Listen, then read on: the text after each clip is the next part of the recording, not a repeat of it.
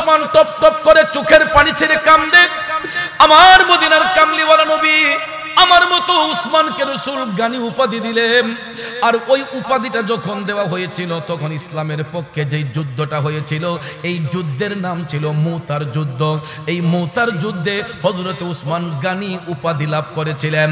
বন্ধুরা আমার বাবাজিরা, 1000 উট 100 ঘোড়া দেওয়ার পরে হযরত উসমান আরো পকেট থেকে 1000 স্বর্ণ মুদ্রা 1000 স্বর্ণ মুদ্রা আমার নবীর কদমে নিয়ে হাজির করে বললেন, নবী গো, আমি আপাতত এইগুলা দান করলাম। কি দত? আপাতত। তাইলে বোঝা গেল উনি আরো দান করবেন, ঠিক না বেঠে? হযরত উসমান 1000 উট 100 ঘোড়া দেওয়ার পরেও তিনি বলতেছেন, নবী গো, আমি আপাতত এইগুলা দান করলাম, আমার দান অব্যাহত থাকবে। এই কথা শুনে আমার রাসূল বললেন, উসমান তুমি তো জ্ঞানী হয়ে গেছো। রাসূল যখন এই উপাধি দিলেন সঙ্গে সঙ্গে হযরত উসমান একটা দান তহবিল গঠন করলেন। একটা দান তহবিল গঠন করে ওনার কর্মচারীদের বললেন, এটা 24 আওয়ার্স এটা ওপেন থাকবে, এটা যেন কখনো বন্ধ না হয়। এটা 24 ঘন্টা এই দান তহবিল ওপেন থাকবে, খোলা থাকবে, দিন নয় রাত নয়। যখনই আল্লাহর বান্দারা এখান থেকে সাহায্য চাইতে আসে, এখান থেকে কেউ যেন খালি হাতে না ফিরে। জোরে জোরে কোন সুবহানাল্লাহ। এমন দানশীল ব্যক্তি কয়জন পৃথিবীতে খুঁজে পাইবেন? বন্ধুরা আমার বাবাজিরা, আমরা এই দেশের মধ্যে দেখবেন বড় বড় শিল্পপতিরা, বড় বড় ধনী ব্যক্তিগুলাও দান করতে গেলে একটু কৃপণতা করি, ঠিক না বেঠিক? না জানি সম্পদ কমে যায়, না জানি সম্পদ কমে যায়। আর আমাদের শিল্পপতিরা দেখবেন টাকা পয়সা হয়ে গেলে তাদের আত্ম অহংকার বেড়ে যায়, গরিবদেরকে তারা আর চোখে দেখে, ঠিক কিনা কম? কিন্তু হযরত উসমান এত ধনাঢ্য ব্যক্তি হবার পরেও বিন্দু মাত্র অহংকার রিয়া জিনার মধ্যে ছিল না। বাজান আমার বন্ধুরা আমার, হযরতে উসমান রাদিয়াল্লাহু তাআলা আনহু এই দান তহবিল গঠন করার সঙ্গে সঙ্গে আমার রাসূল যখন দেখলেন এটা 24 আওয়ার্স ওপেন, তখন রাসূল বললেন, 2 শ্রেণীর লোক হাসরের ময়দানে সবার উপরে থাকবে, যাদের কপালের মধ্যে নূরে জ্বলজ্বল করবে। কয় শ্রেণীর? সাহাবায়ে কেরাম ডাক দিয়া কই, নবী গো, ইয়া রাসূলুল্লাহ, কারা সেই ভাগ্যবান ব্যক্তিগুলা? এই 2 শ্রেণীর লোক কারা নবী গো? তখন রাসূল বললেন, প্রথম শ্রেণীর লোক হবে হক্কানি আলেম। হক্কানি যারা এলেম অর্জন করবে, যাদের সিনার মধ্যে কোরআনের জ্ঞান হাদিসের জ্ঞান অর্জন করবে, যারা জ্ঞান চর্চা করবে আর এলেম অর্জন করার পরে যারা এলেম বিতরণ করতে গিয়া কৃপণতা করে না, এই সমস্ত হক্কানি আলেমগুলা হাসরের ময়দানে সবার উপরে থাকবে এবং তাদের কপালে নূরে ঝলঝল করবে। তাইলে বাজার আমার বন্ধুরা আমার, হক্কানি আলেম হওয়ার প্রয়োজন আছে না নাই? এই জন্য আজকে আমি যেই জিনিসটা দেখলাম, আলেম হওয়ার জন্য এই যে মাদ্রাসার ছাত্রগুলা আজকে যে মাথার মধ্যে পাগড়ি নিল, দেখেন এই বয়সের কত ছোট ছোট বাচ্চাগুলা স্কুলে পড়ে, প্রাইমারি স্কুলে পড়ে, কেজি স্কুলে পড়ে, কিন্তু দেখেন এরা ভালো করে সূরা ফাতিহা তেলাওয়াত করতে পারে না, ঠিক কিনা? একটা জেনারেল শিক্ষিত ছাত্র, একটা জেনারেল শিক্ষিত একটা স্টুডেন্ট, সে দেখবেন ভালো করে সূরা কালামগুলা পড়তে পারে না। কিন্তু এই যে ছোট্ট 3টা শিশু, আপনি আমার মনে হয় এদের বয়স 12-13 হবে, এর চাইতে বেশি হবে না, ঠিক না ঠিক? এর ভিতরেই হবে। কিন্তু এই বয়সে আমরা তো অনেকেই ভালো করে কোরআনের একটা সূরা ভালো করে পড়তে পারি না। কিন্তু দেখেন আলেম হওয়ার জন্য এই ছোট্ট বাচ্চাগুলা আজকে 30 পারা কোরআন ঠুটস্থ কণ্ঠস্থ মুখস্থ করে সিনার মধ্যে ধারণ করেছে। কথা কোন, ঠিক না বেঠে? একটুখানি কথা নয় বন্ধুরা আমার বাবাজিরা, অথচ পৃথিবীর মধ্যে অনেক বড় বড় কিতাব আছে রে, আজ পর্যন্ত কোনো কিতাব A to Z মুখস্থ করে কেউ দেখাতে পারে নাই। ইনজিল বলেন, বাইবেল বলেন, অন্য কোনো কিতাব বলেন, এইগুলা ঠুটস্থ কণ্ঠস্থ মুখস্থ করা সম্ভব হয় না। আপনি সারাটা পৃথিবী ঘুরে 1-2 জন বাইবেল মুখস্থ করেন না লোক পাইবেন কিনা সন্দেহ আছে। অথচ এই আখাউড়া কলেজ পাড়াটা ঘুরে দেখেন, না হলো 10-20 জন কোরআনের হাফেজ খুঁজে পাইবেন, ঠিক না বেঠে? আর গোটা বাংলাদেশের কথা যদি বলা হয়, লক্ষ লক্ষ কোরআনের হাফেজ বাংলার আনাচে কানাচে অনেক মায়ের গর্ভ থেকে সন্তানগুলা জন্ম নিয়া আজকে 30 পারা কোরআন ঠুটস্থ কণ্ঠস্থ মুখস্থ করেছে। কথা বলেন ঠিক না বেঠিক? এই জন্য কবি বলেছেন, ও যদি আগুন লেগে ধ্বংস হয়, যদি আগুন লেগে ধ্বংস হয় পৃথিবীর সব বইয়ের দোকান, তবে বিশ্ব থেকে হারাবে না পবিত্র কোরআন, বিশ্ব থেকে হারাবে না পবিত্র কোরআন। ঠিক না বেঠিক? হাফেজে কোরআনদের মাধ্যমে এই কোরআন ঠুটস্থ কণ্ঠস্থ মুখস্থ করা সম্ভব হয়। এই জন্য বাজানো আমার মদিনার কামলিওয়ালা নবী বলেছেন, হক্কানি আলেমরা যারা সিনার মধ্যে জ্ঞান চর্চা করবে, এলেম বিতরণ করতে গিয়া কখনো কৃপণতা করবে না, ওই সমস্ত হক্কানি আলেমগুলা হাসরের ময়দানে সবার উপরে থাকবে। তারপরে রাসূল বলেন, দ্বিতীয় শ্রেণীর লোকগুলা হবে তারা যারা আল্লাহর পথে মুক্ত হস্তে দান করে, যারা আল্লাহর পথে খরচ করে, খরচ কইরা যারা কৃপণতা করে না, অহংকার দেখায় না, ওই সমস্ত রিয়া মুক্ত অহংকার মুক্তকারী দান যারা করে, ওই সমস্ত দানকারীদেরকে হাসরের ময়দানে আমিন সবার উপরে স্থান দিয়ে রাখবে। চিৎকার মেরে কোন সুবহানাল্লাহ। কিন্তু আমাদের দেশে দেখবেন 10,000 20,000 টাকা দিলেই পরের দিন খুঁড়া দেলায়। এমন দানকারী আছে না? যদি 50,000 টাকা কাউকে দান করে, পরের দিন গিয়ে কইব, হ্যাঁ তুমি তো আমার তাহাইয়া বড়ইছ, আমি দেব না তুমি পাইছো, এরকম খুঁটা দিয়া দেয়। তখন মানুষের দিলে কষ্ট হয়। কথা কোন আছে না নাই? এই জন্য ভাইয়ের আমার, মন ভাঙ্গে না মসজিদই ভাঙ্গে, ভাঙ্গে আমার আল্লাহর ঘর, মন মন্দিরে আল্লাহর বাড়ি, ব্যথা দিস না তার ভিতর। মানুষের মনে কষ্ট দিতে নাই। কষ্ট দিয়া কেউ যদি আল্লাহর প্রতি খরচ করে, ওই দানকারীকে আল্লাহ তাআলা পছন্দ করে না। হাদিস শরীফে রাসূল বলেছেন, 3 শ্রেণীর লোক কখনো জান্নাতের মধ্যে প্রবেশ করবে না। এর মধ্যে এক শ্রেণীর লোক হলো যারা দান কইরা মানুষদেরকে কষ্ট দেয়, যারা দান কইরা মানুষদেরকে খুঁটা দেয়, ওই সমস্ত ব্যক্তিগুলা রাসূল বলেছেন জান্নাত পাবে দূরের কথা, জান্নাতের সুগন্ধ পর্যন্ত এরা পাবে না। তাইলে বলুন, এই সমস্ত খুঁটা দেওয়ার না পিলার আমাদের দেশে আছে না নাই? এ বন্ধুরা আমার, বাবাজিরা, গভীর মনোযোগ। হযরত উসমান রাদিয়াল্লাহু তাআলা আনহু এমনই একজন দানশীল ব্যক্তি ছিলেন। তিনি এমন ভাবে আল্লাহর পথে সম্পদ খরচ করতেন, তিনি কখনো সম্পদের মধ্যে লোভ করতেন না। তিনি যা পাইতেন তা থেকেই আল্লাহর পথে খরচ করতেন। এই জন্য রাসূল বলেছেন, ওই সমস্ত দানকারীগুলা হাসরের ময়দানে সবার উপরে থাকবে যারা 24 ঘন্টা আল্লাহর পথে খরচ করে। এই ঘোষণা দেওয়ার সঙ্গে সঙ্গে দেখা যায় একজন গরিব সাহাবী আমার নবীজির কদমে গিয়ে হাজির হইয়া বললেন, নবী গো, ইয়া রাসূলুল্লাহ, আমি একজন অসহায় গরিব মানুষ, আমাকে কিছু সাহায্য প্রদান করেন। আল্লাহু আকবার। আপনারা বলেন, আমার নবীর কাছে কোনো কমতি আছে? রাসূলের কাছে কোনো জিনিসের ঘাটতি আছে? উম্মত গিয়া নবীর কাছে অ্যাপ্লিকেশন করছে, ইয়া রাসূলুল্লাহ, আমি গরিব মানুষ, চলতে কষ্ট হয়, আমারে কিছু সাহায্য দেন। আমার রাসূল ইচ্ছে করলে মুহূর্তের মধ্যে তাকে বাদশা বানায় দিতে পারতেন কিনা? এ যুবক বন্ধুরা মনোযোগ। রাসূল চিন্তা করলেন, আমি অবশ্যই তাকে এই মুহূর্তে দিতে পারি, কিন্তু না, আমি এখন তাকে না দিয়া আমার উসমানের কাছে পাঠাবো। আমি রাসূল আজকে দেখব গরিবদের প্রতি আমার উসমানের দরদটা কেমন। সুবহানাল্লাহ। আমার রাসূল ভাবলেন যে উসমান তো আমারে ভালোবাসে, আমার জন্য ফিদা, কিন্তু আমি আজকে দেখব উসমান গরিবদেরকে কতটুকু ভালোবাসে। ভাইয়ার আমার, আজকাল দেখবেন এই সমাজে বড় লোকরা 2 তলা 3 তলা বাড়ি বানাইলে ড্রয়িং রুমে দামি দামি সোফা যদি নষ্ট হয়ে যায়, ময়লা হয়ে যায়, এই জন্য গরিব লোকদেরকে সোফাতে বসতে দেয় না। আসেনিও একটু আর চোখে দেখে, আসে না এরকম?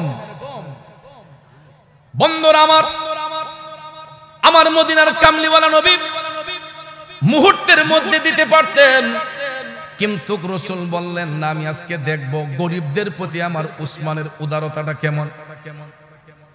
এই বলে রাসূল ওই গরিব সাহাবীকে বললেন, উম্মত, তুমি এই মুহূর্তে আমার উসমানের কাছে যাও, আমি তোমাকে এখন কিছু দিতে পারবো না, তুমি আমার উসমানের কাছে যাও, কারণ আমার উসমান গানি, উসমান ধনী, তুমি আমার উসমানের কাছে যাও। তো সাহাবী ভাবলেন যে রাসূল যেহেতু বলেছেন তাহলে তো অবশ্যই তিনি শিল্পপতি, একটু গিয়ে দেখি। তখন এই গরিব সাহাবী রওনা হয়ে হযরতে উসমান রাদিয়াল্লাহু তাআলা আনহুর বাড়ির কাছে গিয়ে দেখতেছে হযরতে উসমান ময়লাযুক্ত বালি মাখা খেজুরগুলা পানি দিয়া ধুইয়া ধুইয়া একটা বালতিতে জমাইতেছেন। তো গরিব সাহাবী দিকা কোমা নবীদি বললেন এবারে শিল্পপতি ইনেদি কিপটা দি কই ময়লাযুক্ত খেজুর পানি দিয়া ধুইয়া জমাইতেছে, এবারে নিজে খাইবো কি আমারে দিব কি? কই না না না, এই লোকের কাছে কিছু চাওয়া যাবে না। তখন ওই গরিব সাহাবী হযরত উসমান রাদিয়াল্লাহু তাআলা আনহুর এই দৃশ্য দেখে তিনি চলে গেলেন নবীজির কদম মোবারকে। আমার রাসূল ডাক দিয়া কই উম্মত তুমি খালি হাতে আসলা যে, কিছু দেই নাই? কই নবী গো আমি তো চাই নাই। রাসূল বললেন কেন? তখন গরিব সাহাবী কই নবী গো আপনার উসমান এত কৃপণ, এত বখিল, তার এই অবস্থা দেখে আমি তার কাছে আর চাই নাই। রাসূল বললেন কেন, কি হয়েছে?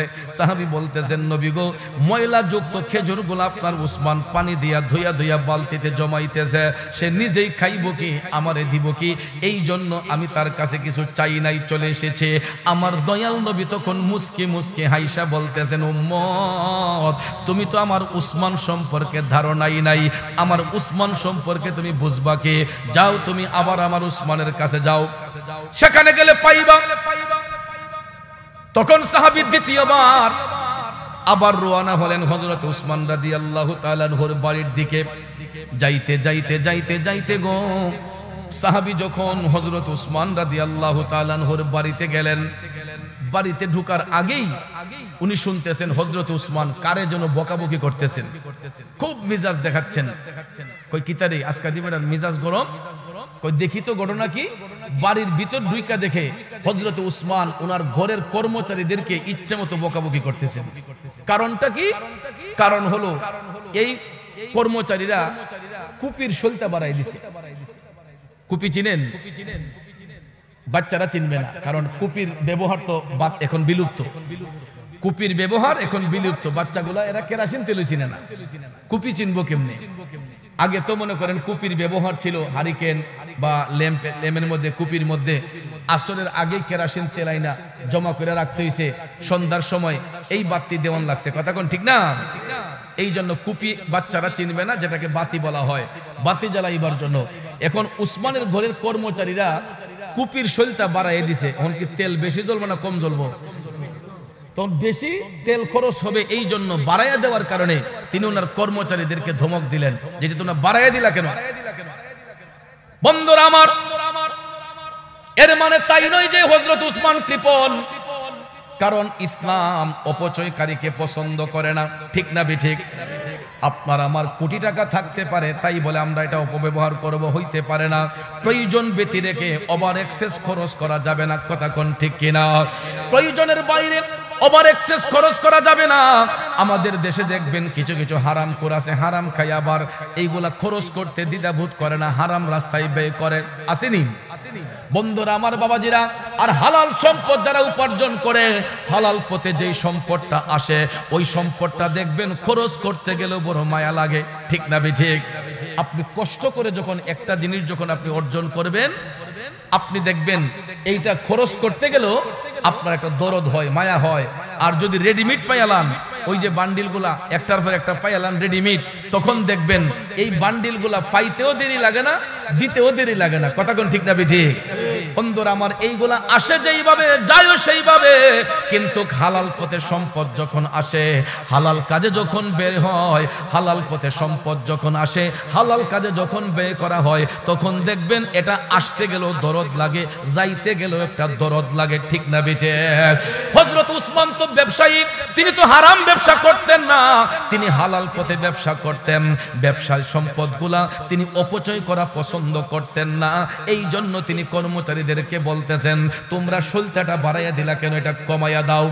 এই গরিব সাহাবী দীক্ষা কই দেখছো নি আলামতিটা?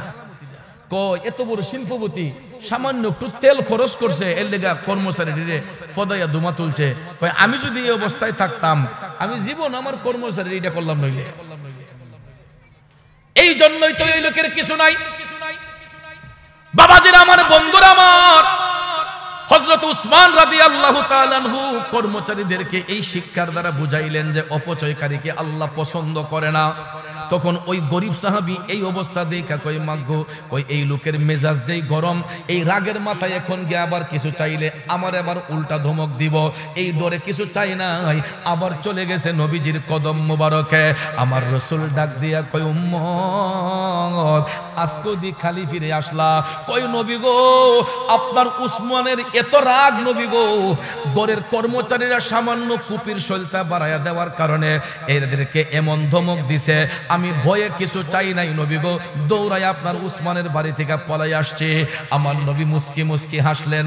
রাসূল বললেন উম্মত আহ তুমি এখন আমার উসমানকে চিনলা না। তৃতীয় দিন রাসূল আবার বললেন উম্মত যাও তুমি আমার উসমানের কাছে যাও। গরিব সাহাবী কয় দুইবার গিয়া এই অবস্থা দেখছি, আজকে গিয়া না কিতা দেখি, কোন নবীজি কেন বারবার তার কাছে পাঠায়? আমার রাসূল কি বুঝা পাঠাইছে না বুঝা? কিন্তু ওই লোকটাই বেবুঝের, তার মধ্যে কোনো বুঝ শক্তি নাই। তৃতীয় দিন লোকটা আবার গেল, আবার তৃতীয় দিন হযরত উসমান রাদিয়াল্লাহু তাআলা আনহুর বাড়ির কাছে যাইয়া এখন দেখতেছে হযরতে উসমান রোদের মধ্যে তুলা শুকাইতে দিছেন, রোদের মাঝে তুলা দিছেন শুকাইতে, জাল দিয়ে জাইপা রাখছেন, জালের ছিদ্র দিয়ে কিছু তুলা উঠতেছে, হযরত উসমান লাফাইয়া লাফাইয়া এই তুলাটিরে জমাইতেছেন। তখন এই গরিব সাহাবী দিকে কয় সাইরা লাইছে রে, কয় ফাতলা এক তুলা ইডা উঠতেছে, এবারে ইডিও কাব্যয়া জমাইতেছে, কেমন কিপটা? হ্যাঁ কয় ইমন কিপটা মানুষ আছে দুনিয়ায়, সামান্য ফাতলা একটা তুলা উঠতেছে ইডিরও কাব্যয়া জমাইতেছে। তখন ভাইয়ার আমার ওই গরিব সাহাবী কয় না না সে নিজে চলবে কি, আমারে দিব কি, তার কাছে চাওয়া যাবে না। তৃতীয় দিন আবার চলে গেছে নবীজির কদমে। আমার নবী ডাক দিয়া কয় উম্মত আজকেও দি খালি ফিরলা, কয় নবী গো আপনার উসমান এত কৃপণ নবী গো, আমি জানলে আর কখনোই যাইতাম না নবী গো। পাতলা একটা তুলা রোদের মধ্যে শুকাইতে দিছে, তুলাগুলা উঠতেছে, কাব্বায়া কাব্বায়া তুলাগুলা জমাইতেছে। এই জন্য নবী গো আমি আপনার উসমানের কাছে কিছু চাই নাই। আমার নবী তখন তাকে বললেন আচ্ছা বলো তো, তুমি যে 3 দিন আমার উসমানের বাড়িতে গেলাম, 3 দিনের ভিতরে একবারও কি আমার উসমানের সঙ্গে তুমি সালাম বিনিময় করছো? না ইয়া রাসূলুল্লাহ, আমি তো 3 দিনের ভিতরে একদিনও হযরত উসমানের সাথে সালাম বিনিময় করি নাই। আমার নবী ডাক দিয়া কয় উম্মত তুমি মহা অন্যায় করেছো, তুমি ভুল করেছো, তুমি আমার উসমান সম্পর্কে জানবা কি? তুমি যখন আমার উসমানের সঙ্গে সালাম বিনিময় করো নাই, তাইলে তুমি জানবা কি হে উম্মত, মুসলমানরা পরস্পর সাক্ষাৎ হলেই আগে কিন্তু সালাম বিনিময় করতে হয়, ঠিক না বিঠে? হোক সে দূরের হোক সে কাছের, হোক সে দূরের হোক সে কাছের। আমার বাড়ি হবিগঞ্জে, আপনার বাড়ি আখাউড়ায়, কিন্তু চিনা নাই জানা নাই। আপনি যখন আপনাকে সালাম দেব, আপনি যখন সালামের জবাব দেবেন, এই সালামকে কেন্দ্র করে আপনার সাথে আমার একটা সুসম্পর্ক হয়ে যেতে। আমি চিনি না জানি না আপনাকে, আমি যখন সালাম দেব আপনি মুস্কি হাইসা বলবেন ওয়া আলাইকুমুস সালাম, ঠিক কিনা কোন? তখন দেখবেন আমি হাতটা বাড়াইলে আপনি হাইসা মাওলানা মুহাম্মদ ওয়া আলা আলি সাইয়্যিদিনা মাওলানা। আমার বাবাজিরা বন্ধুরা, আজকের এই প্রথম বার্ষিক সুন্নি মহাসম্মেলন ঐতিহ্যবাহী হযরত আলী আসগর শাহ রহমাতুল্লাহ আলাইহি জামি মসজিদ ও মাদ্রাসার উদ্যোগের সম্মেলন হতে পারে। আজকের এই সম্মেলন আমার আপনার কারো জীবনের শেষ সম্মেলন, কথা কোন ঠিক কিনা? কারণ বাবাজিরা সবকিছুর গ্যারান্টি দেওয়া যায়, মৃত্যুর গ্যারান্টি পৃথিবীর কোনো মুফতি সাহেব মুহাদ্দিস সাহেব দিতে পারে না। মৃত্যুর ফেরেশতা মালাকুল মউত আজরাইল যখন যার সামনে হাজির হবে একটা সেকেন্ডের অনুমতি কাউকে দিবে না। কথা কোন ঠিক না বেঠে? তাইলে মৃত্যু যখন হয়ে যাবে, আত্মীয় স্বজন ভাই বেরাদ্দ সবাই আমাকে আপনাকে খাটিয়াতে শোয়াইয়া অন্ধকার কবরে যখন শোয়াইয়া দিয়ে আসবে, বলুন তো ওই কবরে কারো সঙ্গী হবে? ওই কবরে কেউ কারো সঙ্গী হবে না। যুবক ভাইয়ের আমার, ওই কবরে যিনি আমার আপনার সঙ্গী হবেন তিনি হচ্ছেন আল্লাহর হাবিব রহমাতাল লিল আলামিন। কথা কোন ঠিক না বেঠে? তাইলে যেই নবী আমার আপনার কবরের সাথী, হাসরের সাথী, মিজানের সাথী, ফুলসিরাতের সাথী, ইহকালের সাথী, পরকালের সাথী, ওই নবীর মহব্বতে দুরূদ শরীফের আওয়াজ আস্তে হবে নাকি জোরে হবে? তাইলে দরদ মাখা কণ্ঠে আমার নবীর দুরূদ শরীফ পড়ব, যাতে করে দুরুদে পাকের আওয়াজে দূরের মানুষগুলা কাছে আসে, কাছের মানুষের ঈমান যেন তাজা হয়। এই জন্য সবাই একটু বড় করে আওয়াজ দিয়ে আবারও পড়ুন, আল্লাহুম্মা সাল্লি সাইয়্যিদিনা মাওলানা মুহাম্মাদ ওয়া আলা আলি সাইয়্যিদিনা মাওলানা। আসুন জীবনের গুনাহ মাফ করার জন্য সবাই আপন আপন কলবের দিকে মুতাওয়াজ্জি হইয়া একটু জবানটা ছেড়ে উচ্চ কণ্ঠে আল্লাহ রাব্বুল আলামিনের জিকিরে মশগুল হইয়া যাই। সবাই দরদ মাখা কণ্ঠে আমার সাথে একটু জিকির করুন, আল্লাহ ইলাহা ইল্লাল্লাহ, লা ইলাহা ইল্লাল্লাহ, লা ইলাহা ইল্লাল্লাহ, লা ইলাহা ইল্লাল্লাহ, লা ইলাহা ইল্লাল্লাহ, লা ইলাহা ইল্লাল্লাহ, লা ইলাহা ইল্লাল্লাহ, লা ইলাহা ইল্লাল্লাহ, লা ইলাহা ইল্লাল্লাহ, লা ইলাহা ইল্লাল্লাহ, লা ইলাহা لا إله إلا الله حسبي ربي جل الله ما في قلبي غير الله حسبي ربي جل الله ما في قلبي غير الله نور محمد صلى الله نور محمد صلى الله لا إله إلا الله لا إله إلا الله لا إله إلا الله لا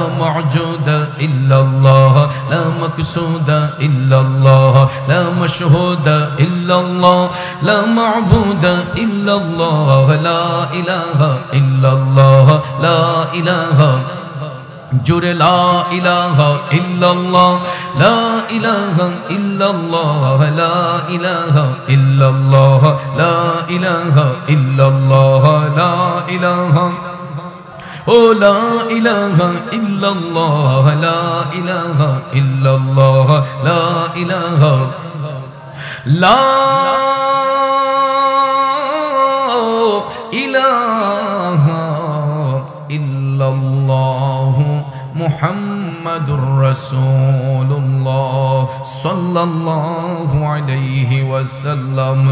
একটা জবানও বন্ধ রাখবেন না, জবান খুলে উচ্চস্বরে বলুন আল্লাহু আকবার। আর একটু মায়ার সুরে বলি ইয়া রাসূলুল্লাহ। বিসমিল্লাহির রহমানির রহিম।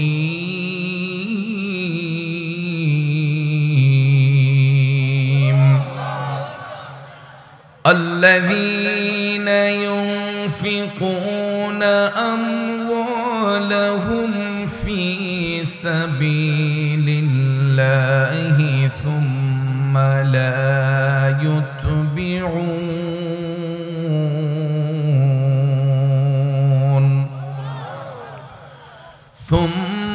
لا يتبعون ما أنفقوا منا ولا أذى لهم أجرهم عند ربهم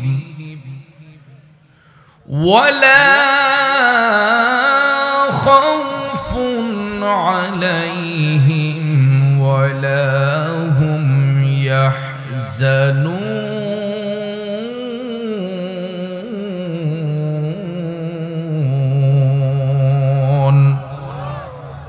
صدق الله العظيم وصدق رسوله النبي الحبيب الكريم ونحن على ذلك من الشاهدين والشاكرين والحمد لله رب العالمين ربي صل وسلم وبارك عليهم হারিয়ে যাব একদিন আমি রব না ভুবনে চিরদিন ক্ষমা করে দিও তোমরা আমায় ভুল করে থাকি যদি কোনো দিন হারিয়ে যাব একদিন আমি রব না ভুবনে চিরদিন উপস্থিত ছয় ঋতুর দেশ প্রাকৃতিক লীলাভূমির অপরূপ চিরসবুজ সোনার বাংলাদেশের ঐতিহ্যবাহী ব্রাহ্মণবাড়িয়া জেলার অন্তর্গত আখাউড়া পৌরসভাধীন পূর্ব কলেজ পাড়া হযরত আলী আসগর শাহ রহমাতুল্লাহ আলাইহি জামে মসজিদ ও মাদ্রাসার উদ্যোগে হাফেজ ছাত্রদের পাগড়ি প্রদান উপলক্ষে আয়োজিত আজকের এই আজিমুশান প্রথম বার্ষিক সুন্নি মহাসম্মেলন 2025 ইংরেজি সনের সম্মানিত সভাপতি অত্র জামে মসজিদের সভাপতি জনাব ইয়াকুব মিয়া সাহিব, সহসভাপতি মোহাম্মদ আজাদ মিয়া সাহিব, মঞ্চোপবিষ্ট আখাউড়া উপজেলা বিএনপির সংগ্রামী সভাপতি বিশিষ্ট সমাজসেবক আলহাজ জয়নাল আবদিন আব্দু মিয়া সাহিব, আজকের বিশেষ অতিথি আখাউড়া উপজেলা বিএনপির সংগ্রামী সাধারণ সম্পাদক ডাক্তার খুরশেদ আলম ভূঁইয়া সাহিব, এতক্ষণ যিনি আলোচনা করেছেন হাফেজ কারি আলমগীর হোসেন জালালি সাহিব, জিনার মাধ্যমে আমি দাওয়াত কবুল করেছি মাওলানা মুফতি শফিকুল ইসলাম আল কাদরি সাহিব, আজকের সম্মানিত আলোচক বৃন্দ, বিশেষ করে মাহফিল পরিচালনায় রয়েছেন হাফেজ কারি মুজাম্মিল হক মুসা নাজিরি সহ মঞ্চে আসেন ওলামায়ে আহলে সুন্নাত, আমার শ্রদ্ধেয় মুরব্বিয়ানে কেরাম, যুবক ভাইয়েরা, ছাত্র ভাইয়েরা, পর্দানশীন মা বোনেরা, সবার প্রতি আবার আন্তরিক সালাম, আসসালামু আলাইকুম ওয়া রাহমাতুল্লাহি ওয়া বারাকাতুহু। রব্বুল ইজ্জতের আলিশান দরবারে লাখো কোটি শুকর গুজার করার পর প্রিয় নবী সরকারে দু আলম নূরে মুজাসসাম নূরুন আলা নূর মুহাম্মদুর রাসূলুল্লাহ সাল্লাল্লাহু তাআলা আলাইহি ওয়াসাল্লামের শানে নাতে মুস্তাফা দুরুদে মুস্তাফা সাল্লাল্লাহু আলাইহি ওয়াসাল্লাম পরিবেশন করে মহাগ্রন্থ আল কোরআনুল কারীমের সর্ববৃহৎ সূরা 3 নম্বর পারা সূরাতুল বাকারার 262 নম্বর আয়াতে পাক তেলাওয়াত করেছি। রাত গভীর, সময় সংক্ষেপ, খুব অল্প সময়ে আয়াতে পাকের মূল অর্থ তাফসিরের ভাষায় কিছু আলোচনা এসেছে, এইগুলো উপস্থাপন করে মিলাদ শরীফ হবে, আরেকটু জিকির হবে, সবশেষে মোনাজাতের মাধ্যমে আপনাদের জন্য পর্যাপ্ত পরিমাণ তাবারুকের ব্যবস্থা করা হয়েছে। আমরা তাবারুক গ্রহণ করে সকলে আপন আপন বাড়িতে যাব। আল্লাহ পাক যেন শেষ মোনাজাত পর্যন্ত আমাদের সকলকে ধৈর্যের সহিত বসার সুযোগ দান করেন। আমরা সকলে চিৎকার মেরে বলি আল্লাহুম্মা আমিন। প্রিয় ভাইয়েরা আমার, হায়াতের মালিককে, মৌতের মালিককে, ধন সম্পদ দেওয়ার মালিককে, ধন সম্পদ কায়রা নেওয়ার মালিককে, এটা আমরা মুখে মুখে বলি, কিন্তু বাস্তবতার দিক যদি দেখি, একটু সম্পদ হয়ে গেলে, টাকা পয়সা হয়ে গেলে, আত্ম অহংকারে নিমজ্জিত হয়ে কিছু কিছু মানুষ দেখবেন, কেউ কয় আমি 4টা বাড়ির মালিক, কেউ কয় আমি 5খানি জমির মালিক, কেউ কয় আমি 4টা গাড়ির মালিক, বলে কি বলে না? আসলে কি মালিক আমরা নাকি আল্লাহ? আসল মালিক কে? সেই মহান আল্লাহ সূরা আল ইমরানে স্পষ্ট করে বলেছেন, কুলিল্লাহুম্মা মালিকাল মুলকি তুতিল মুলকা মান তাশা ওয়া তানজিউল মুলকা মিম্মান তাশা। আল্লাহ কয়, হাবিব আপনি জগৎবাসীকে জানাইয়া দেন সমস্ত রাজ্যের মালিক একমাত্র আমি আল্লাহ। আল্লাহ কয়, হাবিব আপনি বলুন, আমি ইচ্ছে করলে কাউকে রাজত্ব দিতে পারি, আমি ইচ্ছে করলে কারো কাছ থেকে রাজত্ব কেড়ে নিতে পারি। ক্ষমতা কার? যিনি দিতে পারেন, নিতে পারেন, উভয় অবস্থায় প্রশংসা করব কার? এই জন্য কবি বলেছেন, তুমি রাখো কি বা মারো এই দয়া করো, থাকিতে যেন তোমায় না ভুলি। বন্ধু, সম্পদ দেওয়ার মালিক আল্লাহ, নেওয়ার মালিকও আল্লাহ। এই জন্য সম্পদ নিয়ে কখনো বড়াই করতে নাই, অহংকার করতে নাই। আল্লাহর দেওয়া আমানত সম্পদ যারা আল্লাহর পথে ব্যয় করবে তাদের জন্য আল্লাহ পুরস্কার রেখেছেন। এই জন্য আল্লাহ রাব্বুল আলামিন সূরা বাকারার 262 নম্বর আয়াতে কারিমায় ঘোষণা করে বলেন, বিসমিল্লাহির রহমানির রহিম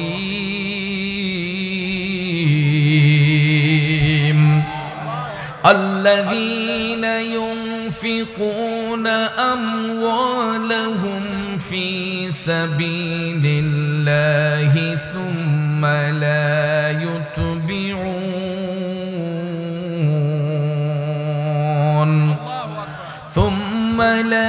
يتبعون ما أنفقوا منا ولا أذى لهم أجرهم عند ربهم। উচ্চস্বরে বলুন ঘোষণাটা কার? এ যুবক বন্ধুরা, আমার বাবাজিরা, আল্লাহ রাব্বুল আলামিন বলতেছে, যারা আল্লাহর পথে নিজেদের ধন সম্পদ খরচ করে, করতে যাইয়া যাদের মধ্যে কোনো অহংকার থাকে না, রিয়া থাকে না, যারা অনুগ্রহ প্রকাশ করে না, মানুষকে কষ্ট দেয় না, আল্লাহ রাব্বুল আলামিন বলতেছেন তাদের জন্য আমি আল্লাহর পক্ষ থেকে রয়েছে ক্ষমা এবং উত্তম পুরস্কার। আল্লাহ রাব্বুল আলামিন বলেন, যারা নিজেদের ধন সম্পদ আল্লাহর কাজে ব্যয় করবে, আল্লাহর পথে খরচ করবে, আমার আল্লাহ কয় ওই সমস্ত ব্যক্তিদের জন্য আমি আল্লাহর পক্ষ থেকে রয়েছে উত্তম পুরস্কার। এই জন্য বন্ধুরা আল্লাহ তাআলা বলেন, ওয়ালা খাউফুন আলাইহিম ওয়ালা হুম ইয়াহজানুন।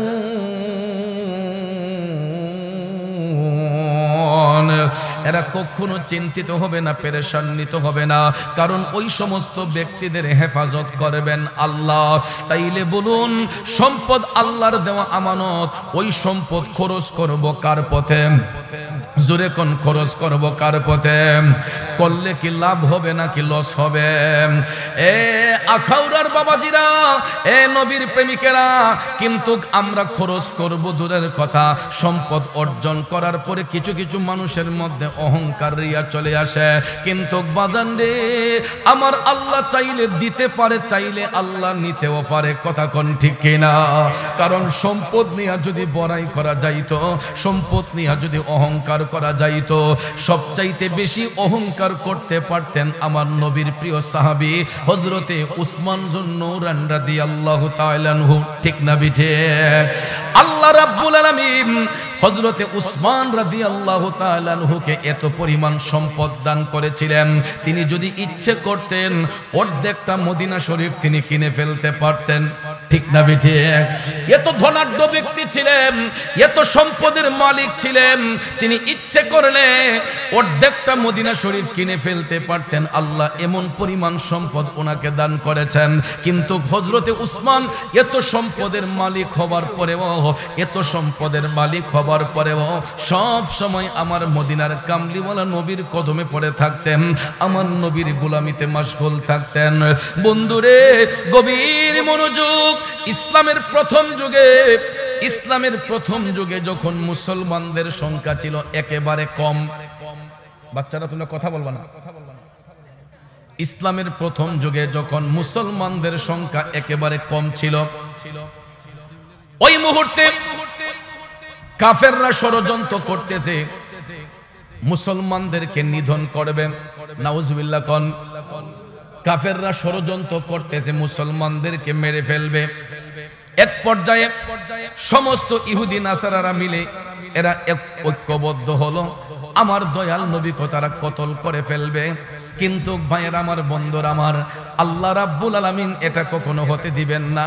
মদিনার কামলিওয়ালা নবী যখন বুঝতে পারলেন, রাহমাতাল লিল আলামিন নবী যখন বুঝতে পারলেন, তখন রাসূল ভাবলেন না এইভাবে আর বসে থাকলে হবে না। আমার উম্মতের সংখ্যা যদিও কম, এরা আমাদেরকে দুর্বল মনে করেছে, কিন্তু মুসলমানরা কখনো দুর্বল নয়। কথা কোন ঠিক কিনা? রাসূল ভাবলেন যেই কোনো প্রকারে কাফেরদের মোকাবেলা করতে হবে, আর তাদের মোকাবেলা যদি করতে হয় তাইলে তো অস্ত্র শস্ত্রের প্রয়োজন লাগে, কারণ যুদ্ধের ময়দানে তো খালি হাতে গেলে চলবে না, অস্ত্র শস্ত্র নিয়ে যেতে হবে। তখন মদিনার কামলিওয়ালা নবী সমস্ত সাহাবায়ে কেরামকে, মদিনার মুসলমানদেরকে আহ্বান করলেন। আল্লাহর হাবিব সাল্লাল্লাহু আলাইহি ওয়াসাল্লাম সাহাবায়ে কেরামকে যখন ডাক দিলেন, সমস্ত সাহাবায়ে কেরাম ঐক্যবদ্ধ হলেন। লাব্বাইক ইয়া রাসূলুল্লাহ বলে সমস্ত সাহাবায়ে কেরাম আমার নবীর কদমে হাজির হলেন। এ বন্ধুরা আমার, বাবাজিরা, যখন রাসূল আহ্বান করেছিলেন তখন আরব দেশে ছিল গ্রীষ্মকাল। কি কাল? গ্রীষ্মকালে আরবীয়রা অর্থনৈতিক ক্রাইসিসে পড়ে, তাদের হাত পা তখন খালি থাকে, তাদের ফসল জমির মধ্যে থাকে। তখন এই ফসল উঠানোর আগ মুহূর্তটা তারা একটা ক্রাইসিস ভোগ করে। যেমন এটা শুধু আরব দেশে নয়, প্রত্যেকটা দেশে দেখবেন, আমাদের বাংলাদেশেও দেখবেন, একটা সময় ফসল যখন জমিনে থাকে, এটা ধান কাটার আগ মুহূর্তে দেখবেন কৃষকদের হাত খালি হয়ে যায়। ঠিক কিনা কোন? অনেক কৃষকদের হাত খালি হয়ে যায়। তখন একজন আরেকজনের কাছ থেকে কিছু ধার করে চলাফেরা করে যে ভাই আমি ধান কেটে তোমার টাকাটা দিয়ে দেব। ঠিক না? ঠিক। তো আমার রাসূল যখন ডাক দিলেন, তখন আরব দেশে ছিল গ্রীষ্মকাল। আরবদের অবস্থা তখন শোচনীয় থাকতো, অর্থনৈতিক ক্রাইসিস থাকতো। তখন আমার মদিনার কামলিওয়ালা নবী আল্লাহর পথে খরচ করার জন্য সাহাবায়ে কেরামকে ডেকে বললেন, সাহাবারা রে, ও আমার সাহাবারা, আজকের এই দিনে তোমরা যে যত বেশি আল্লাহর পথে খরচ করবা, হাসরের ময়দানে আল্লাহ রাব্বুল আলামিন তোমাদেরকে দ্বিগুণ পুরস্কার প্রদান করবে। আমার নবীর কথা সত্য না মিথ্যা? বন্ধুরা আমার, দেখেন রাসূল কেমনে উম্মতের ঈমান পরীক্ষা করে। অর্থনৈতিক ক্রাইসিস, গ্রীষ্মকালে আমার রাসূল সাহাবায়ে কেরামকে আল্লাহর পথে খরচ করার নির্দেশ দিলেন। বন্ধুরা আমার, বাবাজিরা, সাহাবায়ে কেরাম পারেন না নিজের জীবনটাকে নবীর জন্য কুরবান করে দিতে। যখন আমার রাসূল ডাক দিলেন, সাহাবায়ে কেরাম যার যার অবস্থান থেকে তারা দান করা শুরু করে দিলেন। কেউ একটা উট, কেউ দুইটা উট, এই রকম একটা একটা দুইটা উট করে, একটা দুইটা উট করে সাহাবায়ে কেরাম নিয়ে মদিনার একটা মাঠে হাজির করতেছেন। এমন সময় দেখা যায় আমার নবীর প্রিয় সাহাবী হযরতে উসমান যুন্নুরাইন রাদিয়াল্লাহু তাআলা আনহু, তিনি মদিনার শিল্পপতি হযরতে উসমান রাদিয়াল্লাহু তাআলা আনহু আমার নবীর ঘোষণা পাইয়া তিনি 1000 উট 100 ঘোড়া মদিনা শরীফের একটা মাঠে নিয়ে হাজির করলেন। কয় হাজার উট? 1000 উট যদি একটা মাঠে রাখা হয়, আপনারা বলুন তো কতটুক জায়গার প্রয়োজন? বন্ধুরা আমার, হযরত উসমান একা নিজের ব্যক্তিগত তহবিল থেকে তিনি 1000 উট 100 ঘোড়া মদিনার কামলিওয়ালা নবীর ডাকে সাড়া দিয়া মদিনা শরীফের একটা মাঠে নিয়ে হাজির করলেন। দেখা যায় সমস্ত সাহাবায়ে কেরাম মিলে যা দান করলেন, হযরতে উসমান একাই তার চাইতে দ্বিগুণ দান করলেন। হঠাৎ করে হুজরা শরীফের ভিতর থেকে মদিনার কামলিওয়ালা নবী, মায়ার নবী, দয়ার নবী বের হলেন। আমার রাসূল দেখতেছেন এক সাইডে কিছু উট কম, আরেক সাইডে 1000 উট 100 ঘোড়া এক সাইডে। রাসূল বললেন, এইগুলা কে দিল, এইগুলা কে দিল?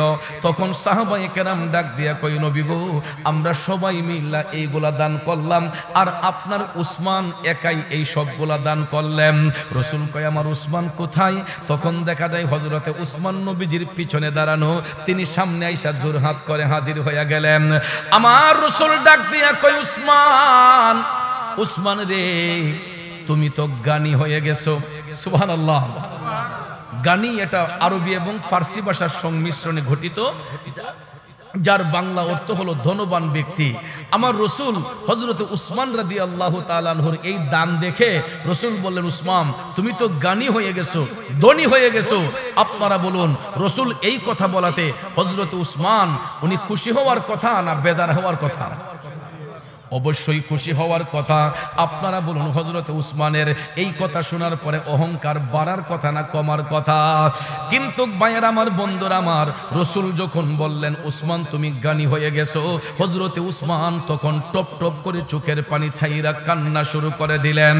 কারণ মুহাম্মদ মুস্তাফা নবী সাল্লাল্লাহু আলা, তিনি বাদশার বাদশাহ কামলিওয়ালা, তিনি বাদশার বাদশাহ কামলিওয়ালা। মুহাম্মদ মুস্তাফা নবী সাল্লাল্লাহু আলা, তিনি বাদশার বাদশাহ মদিনাওয়ালা। ঠিক কিনা বলেন? হযরত উসমান টপ টপ করে চোখের পানি ছেড়ে কান্দে। আমার মদিনার কামলিওয়ালা নবী আমার মতো উসমানকে রাসূল জ্ঞানী উপাধি দিলেন। আর ওই উপাধিটা যখন দেওয়া হয়েছিল, তখন ইসলামের পক্ষে যেই যুদ্ধটা হয়েছিল, এই যুদ্ধের নাম ছিল মুতার যুদ্ধ। এই মুতার যুদ্ধে হযরত উসমান জ্ঞানী উপাধি লাভ করেছিলেন। বন্ধুরা আমার, বাবাজিরা, 1000 উট 100 ঘোড়া দেওয়ার পরে হযরত উসমান আরো পকেট থেকে 1000 স্বর্ণ মুদ্রা, 1000 স্বর্ণ মুদ্রা আমার নবীর কদমে নিয়ে হাজির করে বললেন, নবী গো, আমি আপাতত এইগুলা দান করলাম। কি দত? আপাতত। তাইলে বোঝা গেল উনি আরো দান করবেন। ঠিক না বেঠে? হযরত উসমান 1000 উট 100 ঘোড়া দেওয়ার পরেও তিনি বলতেছেন, নবী গো, আমি আপাতত এইগুলা দান করলাম, আমার দান অব্যাহত থাকবে। এই কথা শুনে আমার রসুল বললেন, উসমান তুমি তো জ্ঞানী হয়ে গেছো। রসুল যখন এই উপাধি দিলেন, সঙ্গে সঙ্গে হযরত উসমান একটা দান তহবিল গঠন করলেন। একটা দান তহবিল গঠন করে ওনার কর্মচারীদেরকে বললেন, এটা 24 আওয়ার্স এটা ওপেন থাকবে, এটা যেন কখনো বন্ধ না হয়। এটা 24 ঘন্টা এই দান তহবিল ওপেন থাকবে, খোলা থাকবে। দিন নয়, রাত নয়, যখনই আল্লাহর বান্দারা এখান থেকে সাহায্য চাইতে আসে, এখান থেকে কেউ যেন খালি হাতে না ফিরে। জোরে জোরে কোন সুবহানাল্লাহ। এমন দানশীল ব্যক্তি কয়জন পৃথিবীতে খুঁজে পাইবেন? বন্ধুরা আমার, বাবাজিরা, আমরা এই দেশের মধ্যে দেখবেন বড় বড় শিল্পপতিরা, বড় বড় ধনী ব্যক্তিগুলাও দান করতে গেলে একটু কৃপণতা করি। ঠিক না বেঠিক? না জানি সম্পদ কমে যায়, না জানি সম্পদ কমে যায়। আর আমাদের শিল্পপতিরা দেখবেন টাকা পয়সা হয়ে গেলে তাদের আত্ম অহংকার বেড়ে যায়, গরিবদেরকে তারা আর চোখে দেখে। ঠিক কিনা কম? কিন্তু হযরত উসমান এত ধনাঢ্য ব্যক্তি হবার পরেও বিন্দু মাত্র অহংকার রিয়া জিনার মধ্যে ছিল না। বাজান আমার, বন্ধুরা আমার, হযরত উসমান রাদিয়াল্লাহু তাআলা আনহু এই দান তহবিল গঠন করার সঙ্গে সঙ্গে আমার রাসূল যখন দেখলেন এটা 24 আওয়ার্স ওপেন, তখন রাসূল বললেন, 2 শ্রেণীর লোক হাসরের ময়দানে সবার উপরে থাকবে, যাদের কপালের মধ্যে নূরে জ্বলজ্বল করবে। কয় শ্রেণীর? সাহাবায়ে কেরাম ডাক দিয়া কয়, নবী গো, ইয়া রাসূলুল্লাহ, কারা সেই ভাগ্যবান ব্যক্তিগুলা? এই 2 শ্রেণীর লোক কারা নবী গো? তখন রাসূল বললেন, প্রথম শ্রেণীর লোক হবে হক্কানি আলেম। হক্কানি যারা এলেম অর্জন করবে, যাদের সিনার মধ্যে কোরআনের জ্ঞান, হাদিসের জ্ঞান অর্জন করবে, যারা জ্ঞান চর্চা করবে। আর এলেম অর্জন করার পরে যারা এলেম বিতরণ করতে গিয়া কৃপণতা করে না, এই সমস্ত হক্কানি আলেমগুলা হাসরের ময়দানে সবার উপরে থাকবে এবং তাদের কপালে নূরে ঝলঝল করবে। তাইলে বাজার আমার, বন্ধুরা আমার, হক্কানি আলেম হওয়ার প্রয়োজন আছে না নাই? এই জন্য আজকে আমি যেই জিনিসটা দেখলাম, আলেম হওয়ার জন্য এই যে মাদ্রাসার ছাত্রগুলা আজকে যে মাথার মধ্যে পাগড়ি নিল, দেখেন এই বয়সের কত ছোট ছোট বাচ্চাগুলা স্কুলে পড়ে প্রাইমারি স্কুলে পড়ে, কেজি স্কুলে পড়ে, কিন্তু দেখেন এরা ভালো করে সূরা ফাতিহা তেলাওয়াত করতে পারে না, ঠিক কিনা? একটা জেনারেল শিক্ষিত ছাত্র, একটা জেনারেল শিক্ষিত একটা স্টুডেন্ট, সে দেখবেন ভালো করে সূরা কালামগুলো পড়তে পারে না, কিন্তু এই যে ছোট্ট 3টা শিশু, আপনি, আমার মনে হয় এদের বয়স 12-13 হবে, এর চাইতে বেশি হবে না, ঠিক না ঠিক? এর ভিতরেই হবে, কিন্তু এই বয়সে আমরা তো অনেকেই ভালো করে কোরআনের একটা সূরা ভালো করে পড়তে পারি না, কিন্তু দেখেন আলেম হওয়ার জন্য এই ছোট্ট বাচ্চাগুলা আজকে 30 পারা কোরআন ঠুটস্থ কণ্ঠস্থ মুখস্থ করে সিনার মধ্যে ধারণ করেছে, কথা কোন ঠিক না বেঠে? একটুখানি কথা নয় বন্ধুরা, আমার বাবাজিরা, অথচ পৃথিবীর মধ্যে অনেক বড় বড় কিতাব আছে রে, আজ পর্যন্ত কোনো কিতাব A to Z মুখস্থ করে কেউ দেখাতে পারে নাই। ইনজিল বলেন, বাইবেল বলেন, অন্য কোনো কিতাব বলেন, এইগুলা ঠুটস্থ কণ্ঠস্থ মুখস্থ করা সম্ভব হয় না। আপনি সারাটা পৃথিবী ঘুরে 1-2 জন বাইবেল মুখস্থ করেন না লোক পাইবেন কিনা সন্দেহ আছে। অথচ এই আখাউড়া কলেজ পাড়াটা ঘুরে দেখেন, না হলো 10-20 জন কোরআনের হাফেজ খুঁজে পাইবেন, ঠিক না বেঠে? আর গোটা বাংলাদেশের কথা যদি বলা হয়, লক্ষ লক্ষ কোরআনের হাফেজ বাংলার আনাচে কানাচে অনেক মায়ের গর্ভ থেকে সন্তানগুলা জন্ম নিয়া আজকে 30 পারা কোরআন ঠুটস্থ কণ্ঠস্থ মুখস্থ করেছে, কথা বলেন ঠিক না বেঠে? এই জন্য কবি বলেছেন, ও যদি আগুন লেগে ধ্বংস হয়, যদি আগুন লেগে ধ্বংস হয় পৃথিবীর সব বইয়ের দোকান, তবে বিশ্ব থেকে হারাবে না পবিত্র কোরআন, বিশ্ব থেকে হারাবে না পবিত্র কোরআন, ঠিক না বেঠে? হাফেজে কোরআনদের মাধ্যমে এই কোরআন ঠুটস্থ কণ্ঠস্থ মুখস্থ করা সম্ভব হয়। এই জন্য বাজানো আমার মদিনার কামলিওয়ালা নবী বলেছেন, হক্কানি আলেমরা যারা সিনার মধ্যে জ্ঞান চর্চা করবে, এলেম বিতরণ করতে গিয়া কখনো কৃপণতা করবে না, ওই সমস্ত হক্কানি আলেমগুলা হাসরের ময়দানে সবার উপরে থাকবে। তারপরে রাসূল বলেন, দ্বিতীয় শ্রেণীর লোকগুলা হবে তারা যারা আল্লাহর পথে মুক্ত হস্তে দান করে, যারা আল্লাহর পথে খরচ করে, খরচ কইরা যারা কৃপণতা করে না, অহংকার দেখায় না, ওই সমস্ত রিয়া মুক্ত অহংকার মুক্তকারী দান যারা করে, ওই সমস্ত দানকারীদেরকে হাসরের ময়দানে আমিন সবার উপরে স্থান দিয়ে রাখবে। চিৎকার মেরে কোন সুবহানাল্লাহ। কিন্তু আমাদের দেশে দেখবেন 10,000-20,000 টাকা দিলেই পরের দিন খুঁড়া দেলায়, এমন দানকারী আছে না? যদি 50,000 টাকা কাউকে দান করে, পরের দিন গিয়ে কইব, হ্যাঁ তুমি তো আমার তাহাইয়া বড়ইছো, আমি দেও না তুমি পাইছো, এরকম খুঁটা দিয়া দেয়, তখন মানুষের দিলে কষ্ট হয়, কথা কোন আছে না নাই? এই জন্য ভাইয়ের আমার, মন ভাঙ্গে না মসজিদ ভাঙ্গে, ভাঙ্গে আমার আল্লাহর ঘর, মন মন্দিরে আল্লাহর বাড়ি, ব্যথা দিস না তার ভিতর। মানুষের মনে কষ্ট দিতে নাই, কষ্ট দিয়া কেউ যদি আল্লাহর প্রতি খরচ করে, ওই দানকারীকে আল্লাহ তাআলা পছন্দ করে না। হাদিস শরীফে রাসূল বলেছেন, 3 শ্রেণীর লোক কখনো জান্নাতের মধ্যে প্রবেশ করবে না। এর মধ্যে 1 শ্রেণীর লোক হলো যারা দান কইরা মানুষদেরকে কষ্ট দেয়, যারা দান কইরা মানুষদেরকে খুঁটা দেয়, ওই সমস্ত ব্যক্তিগুলা রাসূল বলেছেন জান্নাত পাবে দূরের কথা, জান্নাতের সুগন্ধ পর্যন্ত এরা পাবে না। তাইলে বলুন, এই সমস্ত খুঁটা দেওয়ার না পিলার আমাদের দেশে আছে না নাই? এ বন্ধুরা আমার, বাবাজিরা, গভীর মনোযোগ। হযরত উসমান রাদিয়াল্লাহু তাআলা আনহু এমনই একজন দানশীল ব্যক্তি ছিলেন, তিনি এমন ভাবে আল্লাহর পথে সম্পদ খরচ করতেন, তিনি কখনো সম্পদের মধ্যে লোভ করতেন না, তিনি যা পাইতেন তা থেকেই আল্লাহর পথে খরচ করতেন। এই জন্য রাসূল বলেছেন, ওই সমস্ত দানকারীগুলা হাসরের ময়দানে সবার উপরে থাকবে যারা 24 ঘন্টা আল্লাহর পথে খরচ করে। এই ঘোষণা দেওয়ার সঙ্গে সঙ্গে দেখা যায় একজন গরিব সাহাবী আমার নবীজির কদমে গিয়ে হাজির হইয়া বললেন, নবী গো, ইয়া রাসূলুল্লাহ, আমি একজন অসহায় গরিব মানুষ, আমাকে কিছু সাহায্য প্রদান করেন। আল্লাহু আকবার। আপনারা বলেন, আমার নবীর কাছে কোনো কমতি আছে? রাসূলের কাছে কোনো জিনিসের ঘাটতি আছে? উম্মত গিয়া নবীর কাছে অ্যাপ্লিকেশন করছে, ইয়া রাসূলুল্লাহ, আমি গরিব মানুষ, চলতে কষ্ট হয়, আমারে কিছু সাহায্য দেন। আমার রাসূল ইচ্ছে করলে মুহূর্তের মধ্যে তাকে বাদশাহ বানিয়ে দিতে পারতেন কিনা? এ যুবক বন্ধুরা মনোযোগ। রাসূল চিন্তা করলেন আমি অবশ্যই তাকে এই মুহূর্তে দিতে পারি, কিন্তু না, আমি এখন তাকে না দিয়া আমার উসমানের কাছে পাঠাবো। আমি রাসূল আজকে দেখব গরিবদের প্রতি আমার উসমানের দরদটা কেমন। সুবহানাল্লাহ।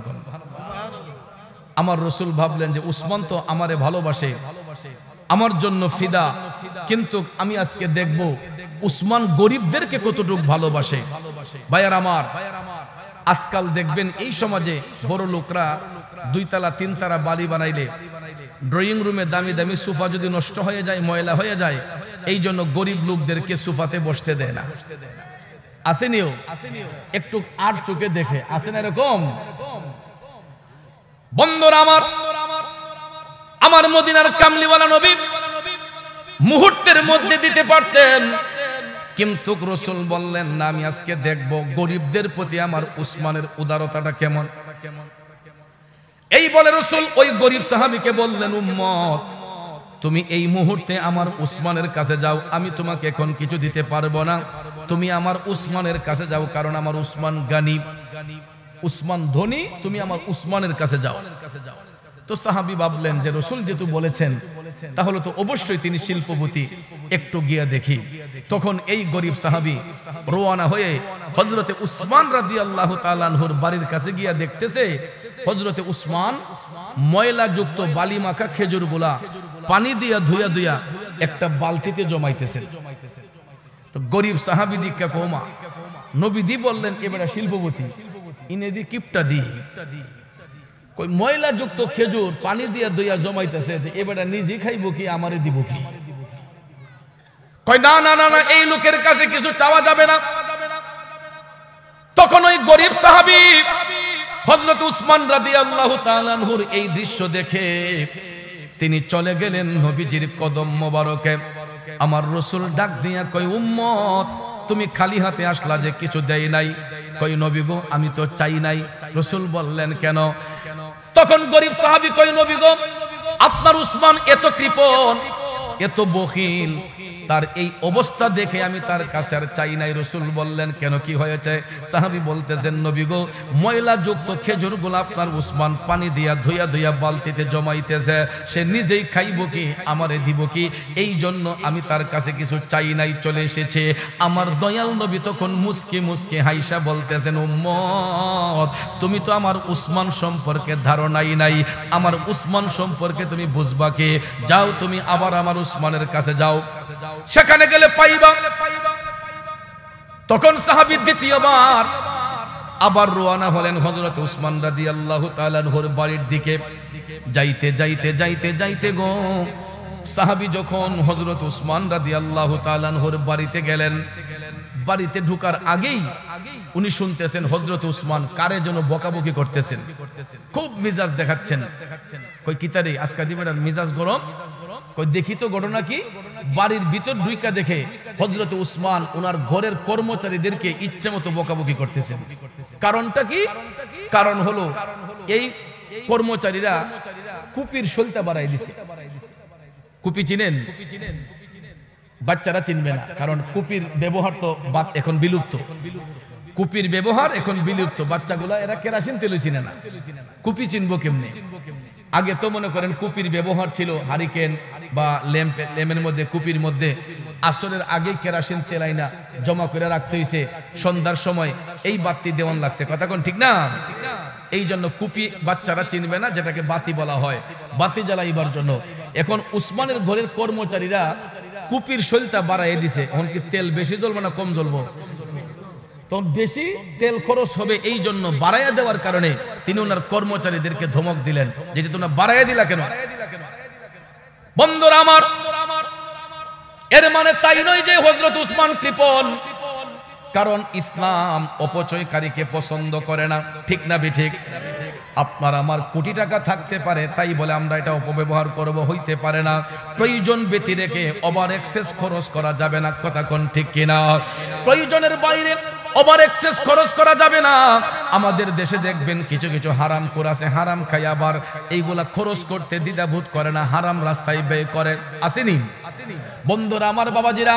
আর হালাল সম্পদ যারা উপার্জন করে, হালাল পথে যেই সম্পদটা আসে, ওই সম্পদটা দেখবেন খরচ করতে গেলেও বড় মায়া লাগে, ঠিক না ঠিক? আপনি কষ্ট করে যখন একটা জিনিস যখন আপনি অর্জন করবেন, আপনি দেখবেন এইটা খরচ করতে গেলেও আপনার একটা দরদ হয়, মায়া হয়। আর যদি রেডিমেড পাইলাম, ওই যে বান্ডিলগুলা একটার পর একটা পাইলাম রেডিমেড, তখন দেখবেন এই বান্ডিলগুলা পাইতেও দেরি লাগে না, দিতেও দেরি লাগে না। কথা কোন ঠিক না ঠিক? বন্ধুরা আমার, এইগুলা আসে যেইভাবে, যায়ও সেইভাবে, কিন্তু হালাল পথে সম্পদ যখন আসে, হালাল কাজে যখন বের হয়, হালাল পথে সম্পদ যখন আসে, হালাল কাজে যখন ব্যয় করা হয়, তখন দেখবেন এটা আসতে গেলেও দরদ লাগে, যাইতে গেলেও একটা দরদ লাগে, ঠিক না বেটে? হযরত উসমান তো ব্যবসায়ী, তিনি তো হারাম ব্যবসা করতেন না, তিনি হালাল পথে ব্যবসা করতেন।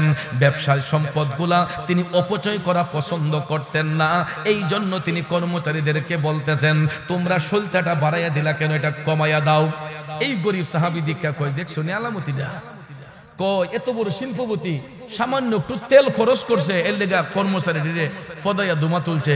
কয় আমি যদি এই অবস্থায় থাকতাম, আমি জীবন আমার কর্মচারী এটা করলাম নইলে। এই জন্যই তো এই লোকের কিছু নাই। বাবাজিরা আমার, বন্ধুরা আমার, হযরত উসমান রাদিয়াল্লাহু তাআলা আনহু কর্মচারীদেরকে এই শিক্ষার দ্বারা বুঝাইলেন যে অপচয়কারীকে আল্লাহ পছন্দ করে না। তখন ওই গরিব সাহাবী এই অবস্থা দেখা কই, মাগো ওই এই লোকের মেজাজ যেই গরম, এই রাগের মাথায় এখন গিয়ে আবার কিছু চাইলে আমার আবার উল্টা ধমক দিব, এই ডরে কিছু চাই নাই, আবার চলে গেছে নবীজির কদম মোবারকে। আমার রাসূল ডাক দিয়া কই, উম্মত আজকে দি খালি ফিরে আসলা। কই নবী গো, আপনার উসমানের এত রাগ নবী গো, গরের কর্মচারীরা সামান্য কুপির সলতা বাড়াইয়া দেওয়ার কারণে এদেরকে এমন ধমক দিছে, আমি ভয়ে কিছু চাই নাই নবী গো, দৌড়াই আপনার উসমানের বাড়ি থেকে পলাই আসছে। আমার নবী মুস্কি মুস্কি হাসলেন। রাসূল বললেন, উম্মত আহ, তুমি এখন আমার উসমানকে চিনলা না। তৃতীয় দিন রাসূল আবার বললেন, উম্মত যাও তুমি আমার উসমানের কাছে যাও। গরিব সাহাবী কয়, দুইবার গিয়া এই অবস্থা দেখছি, আজকে গিয়া না কিতা দেখি। কোন নবীজি কেন বারবার তার কাছে পাঠায়? আমার রাসূল কি বুঝা পাঠাইছে না বুঝা? কিন্তু ওই লোকটাই বেবুঝের, তার মধ্যে কোনো বুঝ শক্তি নাই। তৃতীয় দিন লোকটা আবার গেল, আবার তৃতীয় দিন হযরত উসমান রাদিয়াল্লাহু তাআলা আনহুর বাড়ির কাছে যাইয়া এখন দেখতেছে হযরতে উসমান রোদের মধ্যে তুলা শুকাইতে দিছেন। রোদের মাঝে তুলা দিছেন শুকাইতে, জাল দিয়ে জাইপা রাখছেন, জালের ছিদ্র দিয়ে কিছু তুলা উঠতেছে। হযরত উসমান লাফাইয়া লাফাইয়া এই তুলাটিরে জমাইতেছেন। তখন এই গরিব সাহাবী দিকে কয়, সাইরা লাইছে রে, কয় ফাতলা এক তুলা ইডা উঠতেছে, এবারে ইডিও কাব্যয়া জমাইতেছে, কেমন কিপটা? হ্যাঁ, কয় ইমন কিপটা মানুষ আছে দুনিয়ায়, সামান্য ফাতলা একটা তুলা উঠতেছে, ইডিরও কাব্যয়া জমাইতেছে। তখন ভাইয়ার আমার, ওই গরিব সাহাবী কয়, না না, সে নিজে চলবে কি, আমারে দিব কি? তার কাছে চাওয়া যাবে না। তৃতীয় দিন আবার চলে গেছে নবীজির কদমে। আমার নবী ডাক দিয়া কয়, উম্মত আজকেও দি খালি ফিরলা। কয় নবী গো, আপনার উসমান এত কৃপণ নবী গো, আমি জানলে আর কখনোই যাইতাম না নবী গো। পাতলা একটা তুলা রোদের মধ্যে শুকাইতে দিছে, তুলাগুলা উঠতেছে, কাব্বায়া কাব্বায়া তুলাগুলা জমাইতেছে। এই জন্য নবী গো, আমি আপনার উসমানের কাছে কিছু চাই নাই। আমার নবী তখন তাকে বললেন, আচ্ছা বলো তো, তুমি যে 3 দিন আমার উসমানের বাড়িতে গেলাম, 3 দিনের ভিতরে একবারও কি আমার উসমানের সঙ্গে তুমি সালাম বিনিময় করছো? না ইয়া রাসূলুল্লাহ, আমি তো 3 দিনের ভিতরে একদিনও হযরত উসমানের সাথে সালাম বিনিময় করি নাই। আমার নবী ডাক দিয়া কই, উম্মত তুমি মহা অন্যায় করেছো, তুমি ভুল করেছো। তুমি আমার উসমান সম্পর্কে জানবা কি? তুমি তো এখন আমার উসমানের সঙ্গে সালাম বিনিময় করো নাই, তাইলে তুমি জানবা কি হে উম্মত, মুসলমানরা পরস্পর সাক্ষাৎ হলেই আগে কিন্তু সালাম বিনিময় করতে হয়, ঠিক না বিঠে? হোক সে দূরের হোক সে কাছের, হোক সে দূরের হোক সে কাছের। আমার বাড়ি হবিগঞ্জে, আপনার বাড়ি আখাউড়ায়, কিন্তু চিনা নাই জানা নাই। আপনি যখন আপনাকে সালাম দেব, আপনি যখন সালামের জবাব দেবেন, এই সালামকে কেন্দ্র করে আপনার সাথে আমার একটা সুসম্পর্ক হয়ে যেতে। আমি চিনি না জানি না আপনাকে, আমি যখন সালাম দেব আপনি মুস্কি হাইসা বলবেন ওয়ালাইকুমুস সালাম, ঠিক কিনা কোন? তখন দেখবেন আমি হাতটা বাড়াইলে আপনি হাইসা হাইসা আয়া হ্যান্ডশেক করবেন, ভাই আপনার বাড়ি কোথায়, আপনার নাম কি, কি করেন। এই যে হাল বৃত্তান্ত অবস্থা জানা যায় একটা জিনিসকে কেন্দ্র করে, এটা হলো সালাম। কিসের মাধ্যমে? কিন্তু আমাদের দিল এত পাষাণ হইছে, আমাদের পাশ দিয়ে হাইটটা গেলেও মুসলমান আমরা একবার সালাম দিতে চাই না। কথা কোন ঠিক না বেঠিক? না জানি সম্মানটা কমা যায়, না জানি আমাদের ইজ্জত নষ্ট হয়, কিন্তু সালামে তো ইজ্জত নষ্ট হয় না, সালামে আরো ইজ্জত বৃদ্ধি হয়। কথা কোন ঠিক না বেঠিক? আমার যুবক ভাইয়েরা গভীর মনোযোগ। দয়াল নবী বললেন, হে উম্মত, তুমি তো এখন আমার উসমানকে সালামি দেও নাই, তাইলে আমার উসমান সম্পর্কে তুমি জানবা কি? তখন রাসূল বললেন, যাও যাও যাও, এখন যাইয়া তুমি আমার উসমানের সঙ্গে সালাম বিনিময় করো, বলবা আমাকে দয়াল নবী পাঠাইছেন কিছু সাহায্যের জন্য। সত্যি সত্যি সত্যি পরের দিন ওই লোকটা গরিব সাহাবী হাইটা হাইটা রওনা হইয়া হযরতে উসমান রাদিয়াল্লাহু তাআলা আনহুর বাড়ির কাছে উপস্থিত হইলেন। আল্লাহু আকবার কোন। আরে নবীর প্রেমে পাগল হলে, নবীর প্রেমে পাগল হলে আল্লাহ তাআলা খুশি, নবীর দরুদ পড় দিবানিশি, নবীর দরুদ পড় দিবানিশি। খারাপ লাগতেছে ভাইয়েরা, একটু মনোযোগ মনোযোগ। হযরতে উসমান রাদিয়াল্লাহু তাআলা আনহু হুজরা শরীফ থেকে বের হলেন। এই গরিব সাহাবী হযরতে উসমান রাদিয়াল্লাহু তাআলা আনহুকে এখন সালাম দিল, হুজুর আসসালামু আলাইকুম ওয়া রাহমাতুল্লাহ।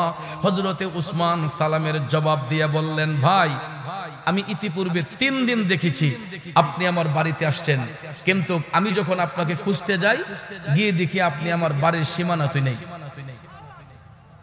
এবার যেহেতু আপনাকে পেয়ে গেলাম, বলুন আমি আপনার কি সেবা করতে পারি? এখন এই গরিব সাহাবী মনে মনে ভাবতেছে, কিরে লোকটা দিয়ে আসলে উদার, আমি তো আগে ভুল করেছি। তখন কয়, আমাকে রাসূলুল্লাহ পাঠাইছেন, আমি একজন গরিব মানুষ, আমাকে একটু সাহায্য দেন। সুবহানাল্লাহ কোন। হযরতে উসমান যখন শুনলেন নবীজি তাকে পাঠাইছেন, তিনি টপ টপ করে চোখের পানি ছেড়ে কান্না শুরু করে দিলেন। আহারে, দয়াল নবীর কাছে তো ভান্ডারের অভাব নাই, নবী লোকটারে আমার কাছে পাঠাইলেন। আমার রাসূল আমি উসমানকে এত মোহব্বত করেন, এত ভালোবাসেন, দয়াল নবী আমি অধম উসমানের কাছে লোকটারে পাঠাইলেন, নবীজি যারে পাঠাইলেন এখন তারে আমি কেমনে খুশি করব, কেমনে খুশি করব। তিনি ভাবতেছেন, ভাবতে ভাবতে ভাবতে হঠাৎ করে চোখটা খোলার সঙ্গে সঙ্গে তিনি দেখতেছেন অনেক দূরে একটা সরু রেখার মতো দেখা যায়, কিসের যেন একটা কাফেলা সামনের দিকে এগুচ্ছে। অনেকক্ষণ দৃষ্টিপাত করে হযরত উসমান দেখলেন বিশাল বড় একটা উটের কাফেলা, অনেক বড় একটা উটের কাফেলা। তিনি দৃষ্টিগোচর করে দেখলেন যে সবগুলা উট উনার নিজেরই। এই উটগুলা হযরতে উসমান পাঠাইছিলেন সিরিয়াতে ব্যবসা করার জন্য, বাণিজ্যের জন্য পাঠিয়েছিলেন। এই উটগুলা বাণিজ্য শেষ করে পিঠের মধ্যে মালামাল নিয়ে এরা আবার উসমান রাদিয়াল্লাহু তাআলা বাড়ির দিকে আসতেছে। উসমান যখন দেখতে পাইলেন যে উনারই উটগুলা, তখন তিনি ক্লিয়ারেন্সের জন্য ওই ভদ্রলোক সাহাবীকে বললেন যে ভাই দেখেন তো, ওই যে একটা কাফেলা আসতেছে, এটা কি আপনি দেখতেছেন? তখন এই গরিব সাহাবী তাকাইয়া কয়, হুজুর এটা তো বিশাল বড় একটা উটের কাফেলা, অনেক বড় উটের কাফেলা। হযরত উসমান বললেন, এই সবগুলা উট আমার। সাহাবী মনে মনে কয়, তাইনের উঠিব, যে বেটা খেজুর টুকায় আর ইও টুকায়, তাইনের বলতলা উঠি যাব, টুক তুলা টুকায়। বিশ্বাস করতে পারে নাই। হযরত উসমান বললেন, ভাই একটা কাজ করেন, আপনি এখন হাইটা চলে যান ওই কাফেলার কাছে, গিয়া যেই উটটা সবচেয়ে বেশি বড়, আপনার যেটা পছন্দ হয় প্রত্যেকটা উটের পিঠে মালামাল আছে, যেই উটটা আপনার পছন্দ হয় সেনাপতিরে বলবেন এটা যেন আপনাকে দিয়ে দেয়। আরো জোরে কন্যা সুবহানাল্লাহ। গরিব সাহাবী কোনোভাবেই বিশ্বাস করতে পারে না যে ময়লাযুক্ত খেজুর যেই ব্যক্তি পানি দিয়া ধোয়, লেমের সলতা বাড়াইয়া দেওয়ার কারণে যেই ব্যক্তি কর্মচারীদেরকে ধমক দেয়, তুলা উড়ে যাচ্ছে যেই ব্যক্তি কাব্বায়া জমায়, ওই লোকটা চিন্তা করতেছে যে উনি কেমনে এত বড় দানশীল হয়, আমার তো বুঝে আসে না। দাঁড়াই রইছে। হযরত উসমান বুঝলেন যে লোকটার মনে হয় আস্থা জাগে নাই, তখন তিনি একটা কাগজের মধ্যে লিখিত দিলেন, ওই সেনাপতি বরাবর সালাম দিয়া একটা লেখা লিখলেন যে আমি একজন ভদ্রলোক পাঠাচ্ছি, উনি কাফেলার যেই উটটা পছন্দ করে এটা যেন উনাকে প্রদান করা হয়। এই বলে হযরত উসমান সাইন দিলেন, দিয়া কাগজটা গরিব সাহাবীর হাতে দিয়া বললেন, নেন আপনি এই কাগজটা নিয়ে কাফেলার যেই সেনাপতি উনার কাছে দিবেন, দিলেই আপনার উট দিব। তখন কাগজটা হাতে পাইয়া কয়, যাক দেখবাগে না দেখ, কাগজ তো একটা আছে, যদি নাও দেয় নবীজির কাছে তো বিচারটা দেন যাব, ঠিক না বেঠিক? যদি নাও দেয় নবীর কাছে তো গিয়া বিচারটা দেন যাব। ওখানে একটা বাইল হইছে যেহেতু দলিল আমার তো আছে। তখন ওই কাগজ নিয়ে গরিব সাহাবী সত্যি সত্যি সত্যি রওনা হয়ে গেলেন। যাইতে যাইতে যাইতে উটের কাফেলার কাছে চলে গেছে, গিয়া সেনাপতির ডাক দিলেন। সেনাপতি বের হলেন, কই কাগজটা একটু পড়েন। সেনাপতি কাগজ পইরা যখন দেখছে হযরতে উসমান রাদিয়াল্লাহু তাআলা আনহুর সাইন, ও সর্বনাশ, তাইলে তো আর দেরি করন যায় না। ডাক দিয়া কই, হুজুর আপনি দেখেন কোনটা আপনার পছন্দ হয়। তারপরে গিয়া ওই গরিব সাহাবী বুঝতে পারলেন যে আসলে হযরত উসমানের মুখের কথা আর কাগজের লেখা এক। এখন গিয়া উনি পুরো পরিপূর্ণ বিশ্বাস হলো যে হযরত উসমান দানকারী। তখন উনি একটা একটা উট দেখতেছে, একটা একটা উট দেখতেছে যে শত শত উটের ভিড়ে কোনটা পছন্দ করে কোনটা না। এখন এমন এক উট পছন্দ করছে যেই উট একবারে সামনে, যেটা একবারে সামনে, যেটা এটা সেনাপতিরে কয় আমার পছন্দ হইছে উট, কোনটা? ওই সামনেরটা সরান। অন সেনাপতি পড়ছে লজ্জায়, সামনেরটা যদি লাইন থেকে সরানো হয় তাহলে পিছনের যেইগুলো আছে সবটি ইডারে অনুসরণ করে ইডার ফিস ধরে নিবে। আরব দেশের নিয়ম হলো উটের কাফেলা যখন মরুভূমি দিয়ে চলে, এরা কিন্তু গরুর পালের মতো পাল বান্ধা হাঁটে না, একটার পিছে আরেকটা হাঁটে। উট কিন্তু পাল বান্ধা হাঁটে না, একটার পিছনে আরেকটা হাঁটে। এখন নিয়ম হলো যে সামনেরটার অনুসরণ করে পিছনের গুলা হাঁটে, প্রত্যেকটির পিঠে মালামাল। তো কাফেলার নেতৃত্ব দিচ্ছেন সেনাপতি, উনি বললেন যে হুজুর এখন যদি লাইন থেকে সামনেরটা সরানো হয় তাইলে পিছনের গুলা ইডারে অনুসরণ করে চলে যাবে, তার চেয়ে বরং চলুন উসমানের বাড়ি তো কাছেই, সেখানে যাওয়ার পরে উনি যদি দিয়া দেয় আমার তো রাখার কোনো আপত্তি নাই। তখন এই ভদ্রলোক সাহাবী বলতেছেন, কেন দিবেন না? উসমান আমাকে বলছেন যে যেটা আমার পছন্দ এটা দেন, আমার যেটা পছন্দ উনি বলছেন সেটা দিবেন, তাহলে দিবেন না কেন? এটা তো একটা কথা। তখন সেনাপতি বলতেছে, ঠিক আছে আমি দেব, তাহলে একটা কাজ করি, আমি একজন বার্তাবাহক পাঠাই উসমানের বাড়িতে, উনি যদি বার্তাবাহককে বলে দেন আপনাকে এটা দিয়ে দেওয়ার জন্য, তাহলে তো আমার রাখার আর কোনো অধিকার নাই, ঠিক না? ঠিক বাবাজিরা আমার, সত্যি সত্যি সত্যি সেনাপতি একজন বার্তাবাহক পাঠাইয়া দিলেন। ওই বার্তাবাহক চলে গেলেন হযরত উসমান রাদিয়াল্লাহু তাআলা আনহুর বাড়িতে। ডাক দিয়া বলে, হুজুর একটু আগে আপনি যেই ভদ্রলোকরে পাঠাইলেন উনি এমন এক উট পছন্দ করছে হুজুর, যেটা একদম সামনের সারিতে। হুজুর যদি সামনের সারি থেকে এটা সরানো হয় পিছনের গুলা তো এটার অনুসরণ করে সবটি চলে যাবে এটার পিছনে। এখন কি করা যায়, কি করব? হযরত উসমান টপ টপ করে চোখের পানি ছাইরা কেঁদে কেঁদে বলতেছেন, বার্তাবাহক দেরি করতেছো কেন, তাড়াতাড়ি যাও, সেনাপতিরে যাইয়া বলো ভদ্রলোক যদি সামনের উটটা পছন্দ করে থাকে আর এটা লাইন থেকে সরাইলে বাকিগুলা যদি এটার পিছনে চলে যায়, তাইলে সেনাপতিরে যাইয়া বলো আমার আল্লাহ একটা উটের মালিকানা আর আমি উসমানের কাছে রাখে নাই। যাও যাও যাও, তাড়াতাড়ি সেনাপতিরে যাইয়া বলো সবগুলা উট যেন ওই ভদ্রলোকরে প্রদান করা হয়। একটা উটও যাতে আমার বাড়িতে আর না আসে। যাইয়া বলো আল্লাহ তাআলা সবগুলা উটের জিম্মাদারি দান করছে ওই গরিব ভদ্রলোককে। জোরে জোরে কন্যা সুবহানাল্লাহ। তুমি রাখো কি বামারো এই দয়া করো, থাকিতে যেন তোমায় না ভুলি। বন্ধু, আমরা কোরআন শরীফ দেখি ঠিক কিন্তু মানি ঠিক, কিন্তু বাস্তবতাই নাই। হযরত উসমান কোরআন শরীফ বাস্তবে পড়ছেন দেখছেন বিদায়, তিনি একজন কোরআনের হাফেজ ছিলেন বিদায় আল্লাহর কোরআনের আয়াত তিনি ফলো করেছেন। আল্লাহ তো বলেছেন আল্লাহ চাইলে ধনীরে বাদশা বানায়, বাদশারে ধনী, ফকিরে বাদশা বানায়, বাদশারে ফকির বানায়। এই জন্য হযরত উসমান চিন্তা করলেন এখন হয়তো লোকটা গরিব, কিন্তু এই সম্পদ নিলে হয়তো আল্লাহ তারে ধনী বানাইয়া দিতে পারে, ঠিক না বিঠে? এই জন্য ভাইয়ার আমার, বন্ধুরা আমার, হযরত উসমান সবগুলা উট ওই ভদ্রলোককে দান করে দিলেন। তাইলে চিন্তা করেন হযরত উসমান কেমন দানশীল ছিলেন। এটার দ্বারা প্রমাণ হলো নবীর উম্মত যারা হয়, যারা মুমিন হয়, মুত্তাকি হয়, এরা দুনিয়ার টাকা সম্পদ পয়সাকে তারা তুচ্ছ মনে করে, আল্লাহ নবীর ভালোবাসাকে তারা শ্রেষ্ঠ মনে করে। কারণ তারা দুনিয়ার জন্য পাগল ছিলেন না, আমরা কিন্তু দুনিয়ার জন্য পাগল, ঠিক না বিঠি? এই জন্য কবি বলেছেন নারী বাড়ি গাড়ি নিয়ে দুনিয়া পাগল, যশ খ্যাতির বাড়াবাড়ি চলছে অনর্গল। নারী বাড়ি যশ খ্যাতির নাই রে কামনা, নবীর জিয়ারতে যাব সোনার মদিনা, সেই বাসনা পূর্ণ হবে দেখলে মদিনা, সেই বাসনা পূর্ণ হবে দেখলে মদিনা। আমরা যাব মদিনা, দেখব সোনার মদিনা, সেই জায়গাটার নাম হলো সোনার মদিনা, সেই জায়গাটার নাম হলো সোনার মদিনা। বলুন সেই জায়গাটার নাম হলো,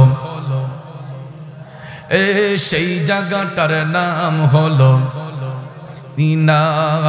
লন্ডন, প্যারিস, ওয়াশিংটন, বার্লিন যেতে চাই না, হংকং, বেইজিং, টোকিও, সিঙ্গাপুর চাই না। মন আমার যেতে চাই, মন সহবার যেতে চাই এই দুনিয়ার একটি জায়গায়, সেই জায়গাটার নাম হলো, আরো জোরে, সেই জায়গাটার নাম হলো। বাইরে সিঙ্গাপুরে যায় অনেকে বেমারি হলে, ভালো সেবা আর ভালো ঔষধ মিলে, খাকে শেফা পাওয়া যায় নবীর দরবারে, ঠিক কিনা? সর্বরোগের চিকিৎসা হয় নবীর দরবারে, রোগের শেফা পেতে চলো সোনার মদিনা, রোগের শেফা পেতে চলো সোনার মদিনা। আমরা যাব মদিনা, দেখব সোনার মদিনা, সেই জায়গাটার নাম হলো সোনার মদিনা। কথা বলেন ঠিক কিনা? এ বন্ধুরা আমার, বাবাজিরা, গভীর মনোযোগ, মনোযোগ। হযরত উসমান কেমন নবীর গোলাম ছিলেন। আমার নবীর গোলামি করার কারণে একটা উটের ঘোষণা দিয়া সবগুলা উট ওই ভদ্রলোকরে দান করে দিলেন। তাইলে চিন্তা করেন তিনি কেমন দানশীল ব্যক্তি ছিলেন। অথচ আমাদের দেশে দেখবেন কিছু কিছু সরকারি অনুদান যদিও আসে, এক দুইটা কম্বল বিতরণ কইরা, এই যে শীত সিজন আইছে দেখবেন গরিব মানুষটির লাইন ধরে হারা কইরা 1-2 লাখ কম্বল দিয়া আরো 2-3 জনের ছবি তুললা ফেসবুকে দিয়া কয় মানবতার ফেরিওয়ালা অমুক ভাই, ঠিক না বে ঠিক? এই যে সামনে রমজান আসতেছে দেখবেন ঈদের আগে কিছু কাপড় দিয়া, কম রেটের কাপড়, পাতলা পাতলা কাপড় যেগুলা পরলে গায়ে দেখা যায়, এখন গরিব মানুষই কাপড় পরে না, এরাও আমাদের চাইতে ভালো কাপড় পরে, ঠিক কিনা কোন? এদেরকে আবার দেখেন নাম দিয়ে দিছে, বাজারে গিয়া কয় অমুক অমুক ভাই আমারে 500 পিস জাকাতের কাপড় দিন। আচ্ছা ভদ্রলোক আপনি বলেন তো জাকাতের কোনো কাপড় আছে? থাকতে পারে। গরিব বলে কি ওই মানুষটা এতই নিকৃষ্ট হয়ে গেল, তাকে দেওয়ার জন্য একটা কাপড়ের নাম দিয়ে দিছি জাকাতের কাপড়। অথচ জাকাত হলো গরিবদের প্রাপ্য অধিকার। কথা কোন ঠিক না বেঠিক? আপনি নাম দিবেন কেন কাপড়ের নাম? জাকাতের সম্পদ আপনি গরিবদেরকে নীরবে নিস্তব্ধে তার বাড়িতে নিয়ে পৌঁছায় দিবেন। আমাদের দেশে আনুষ্ঠানিক কইরা দেখবেন কিছু কিছু মানুষ এই কম রেটের কাপড়গুলা আবার গিয়ে নাম দিছে জাকাতের কাপড়। এই মিয়া জাকাতের কোনো কাপড় নাই। কাপড়ের কোয়ালিটি থাকতে পারে low rate, medium rate, high rate. কথা কোন ঠিক না? আমরা নাম দেব কেন জাকাতের কাপড়? জাকাতের কোনো নির্দিষ্ট কাপড় থাকে না।